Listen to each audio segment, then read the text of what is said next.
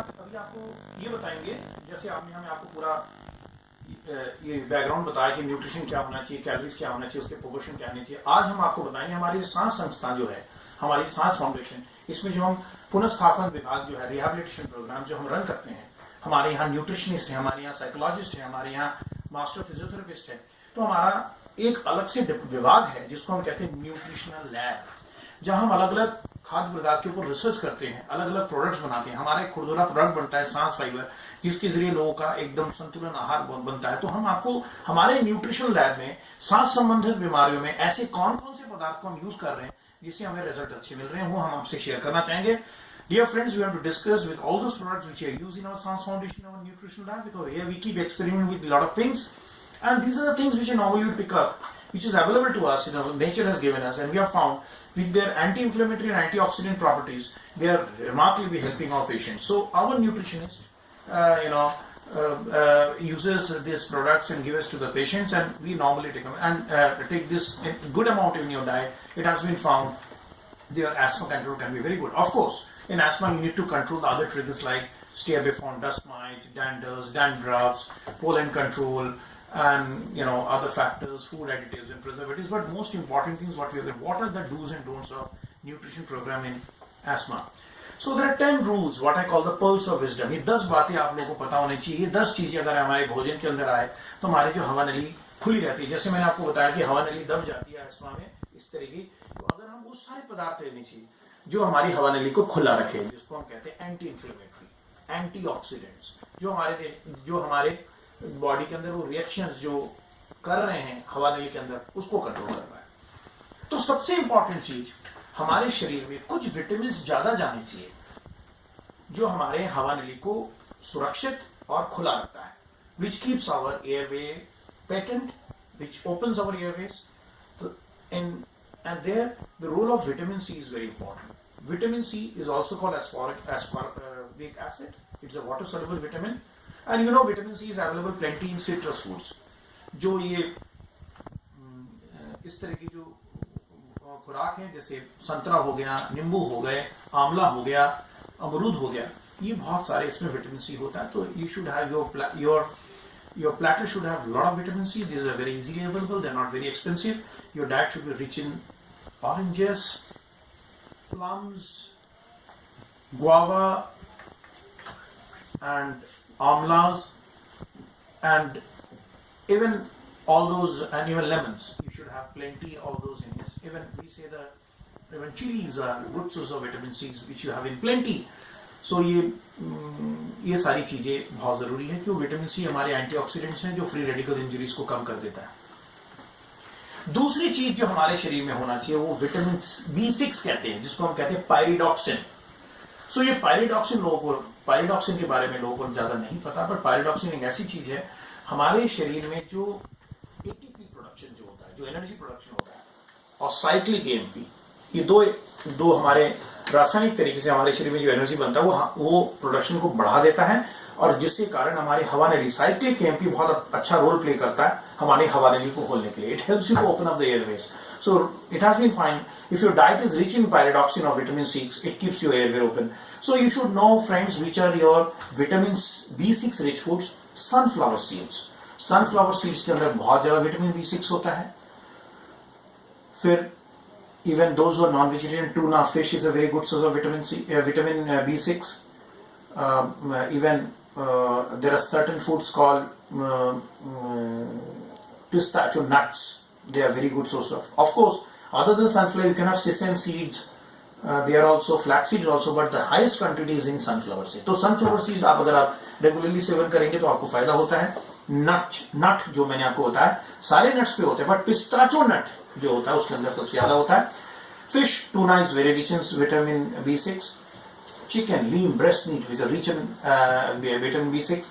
Even dried foods are fairly rich in this, like जो हम कहते हैं किशमिश, raisins are good source of vitamin B6. Apricots, raisins. एक बहुत इंपॉर्टेंट चीज हम कहते हैं कि आजकल हम एस्थमेटिक को रिकमेंड कर रहे हैं हमारे सांस फाउंडेशन न्यूट्रिशन लैब में। हमने देखा एवोकाडोस हमारे देश में काफी पाए जाते हैं, even it's globally available. Avocados avocado, avocado के नाम से अवेलेबल है। एवोकाडो बहुत जरूरी खाना चाहिए, इसमें विटामिन B6 बहुत ज्यादा होता है और बाकी और भी एंटीऑक्सीडेंट बहुत हो जाते हैं। और एक चीज और भी लोगों को रेगुलरली होना चाहिए, asthmatic they should take it, spinach, पालक को बहुत देना। कुक पालक के अंदर बहुत ज्यादा विटामिन 6। तो मैं फिर से दोस्तों आपके साथ रिकॉर्ड करूंगा, sunflower seeds, pistachio nut, tuna fish, chicken, dry fruit, apricot and raisins, avocado, spinach आपके शरीर में adequately जाना चाहिए। अगर आप ये भोजन के साथ ये ज्यादा नहीं ले रहे, if you are not taking enough of these things, you should add to your food.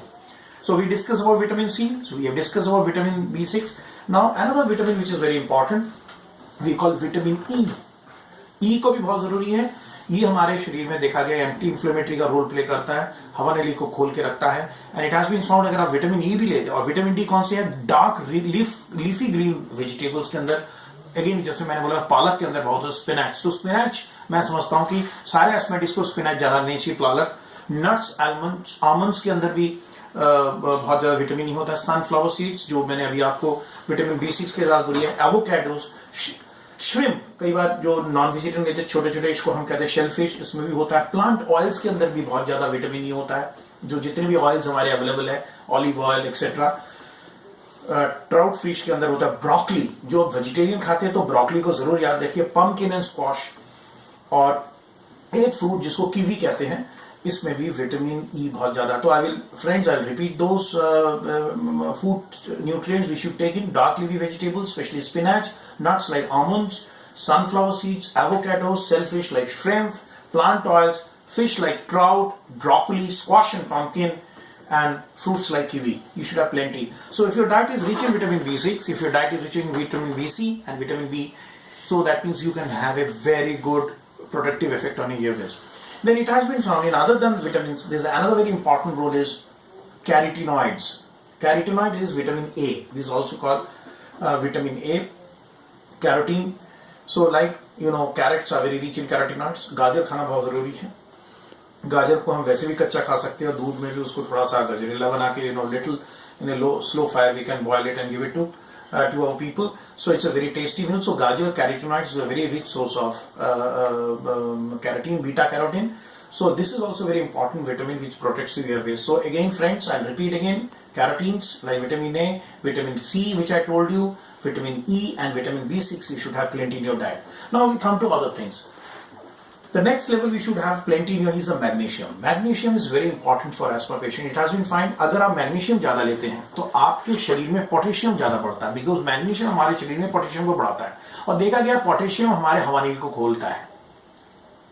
देखा गया कि पोटेशियम रिच फूड्स अगर मैग्नीशियम रिच फूड्स हो तो ज्यादा पोटेशियम आता है। तो कौन कौन से ऐसे पोटेशियम मैग्नीशियम रिच फूड्स होते हैं? देखा गया ड्राई फ्रूट के अंदर मैग्नीशियम होता है। एप्रिकॉट एंड रेजिन्स के बारे में अभी मैंने बात की थी, उसमें तो एवोकाडोस के अंदर भी मैग्नीशियम्स आते हैं।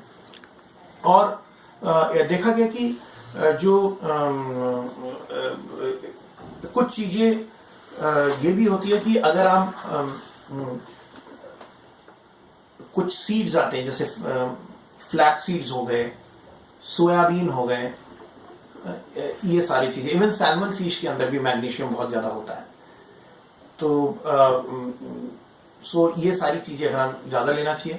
तो बेसिकली याद रखिएगा कि मैग्नीशियम हमें अधिकतर ड्राइड लीफी वेजिटेबल से मिलता है, जैसे मैंने आपको बताया कि dark leafy vegetables, even whole grains are very rich in everything.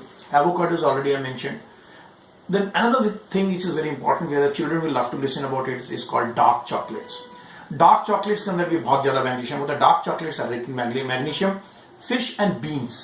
So remember the few things you will always remember in magnesium: dark leafy vegetables, avocados, whole grain, fish, beans and dark chocolates. They are rich in magnesium. So your diet, if is rich in magnesium, it will cause more in potassium. It's very good for the body. Then there are a few other things you should take in diet.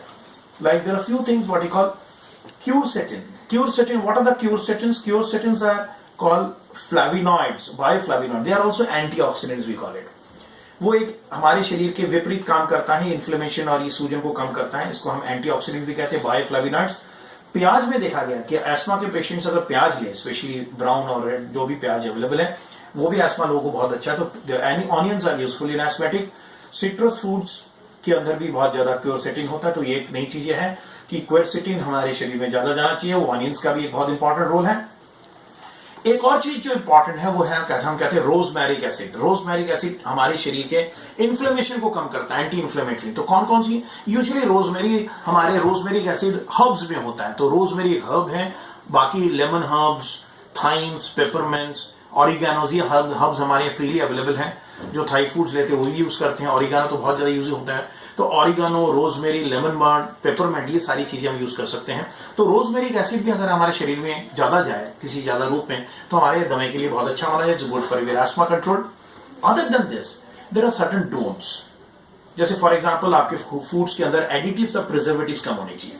ये जितने भी colour foods है, जिसके अंदर preservative जल रहा है, जिसके अंदर ये सारी चीजें एस्मा को खराब करता है। और देखा गया कि जो चाइनीज फूड जिसके अंदर मोनोसोडियम ग्लूटामेट, MSG जिसको हम कहते हैं, अजीनामोटो, वो हमारे एस्मा को खराब करता है। देखा गया कि सडनली अगर एक बच्चा एस्मा फ्रूट, ये जो चाइनीज फूड्स अगर ज्यादा ले ले जिसमें मोनोसोडियम ग्लूटामेट ज्यादा हो, एडिटिव्स एंड प्रिजर्वेटिव्स, तो इसलिए टेट्रा पैक्स, एडिटिव्स वाले केमिकल ड्रिंक्स, एरेटेड ड्रिंक्स, इस चीजों को अवॉइड करना चाहिए। डेयरी प्रोडक्ट्स, बहुत ज्यादा डेयरी प्रोडक्ट्स भी एस्मा के लिए अच्छा नहीं होता। दूध इन मॉडरेशन बहुत ठीक है, milk in moderation, specially cow's milk जिसके अंदर बहुत ज्यादा रिच नहीं होता, पर बहुत ज्यादा डेयरी प्रिपरेशंस जो होता है वो एलर्जेनिक होता है। And even excess of exist because all this allergens are proteins in nature. तो ये प्रोटीन होता है, तो डेयरी प्रोडक्ट को भी एक्सेस ज्यादा सेवन नहीं करना चाहिए। Don't take excess of dairy products. Another don't is that cut salt. देखा गया कि जो सॉल्ट ज्यादा लेते हैं उनको ब्लोटिंग भी ज्यादा होता है, पानी शरीर में वाटर रिटेंशन भी ज्यादा होता है और एसिडिटी भी होता है। तो सॉल्ट को कम लेना बहुत जरूरी है। अगर सॉल्ट को कम करना चाहते हैं तो आजकल हम स्पाइसेस यूज कर सकते हैं, हर्ब्स यूज कर सकते हो। आपके खाने के अंदर सॉल्ट कम होना चाहिए। So your diet should be low in salt. So dear friends, so these are the things are very important. I'll repeat again. Your diet should be rich in vitamin B6. It should be vitamin BC, vitamin C, vitamin E, vitamin A, rich in magnesium and rich in rosmarinic acid, quercetin, less of dairy products, less of additives and preservatives, and try to restrict the salt, cut salt. So with this are very important. So finally, my take-home message is that write down these foods which are very useful. Number 1, avocados. Number 2, spinach or palak. Fish like tuna. Breast meat like chicken. Sunflower seeds. Lot of citrus fruits like oranges, guava and plums. Onions. Certain nuts like pistachio nuts and almonds. Few dried fruits like apricot and raisins. And flax seeds, beans and dark chocolates. These are useful foods which help you to control an asthma. So, dear friends, this is our initiative from SANS Foundation. We keep innovating new things. And for more information, write to us, visit our website. Thank you so much.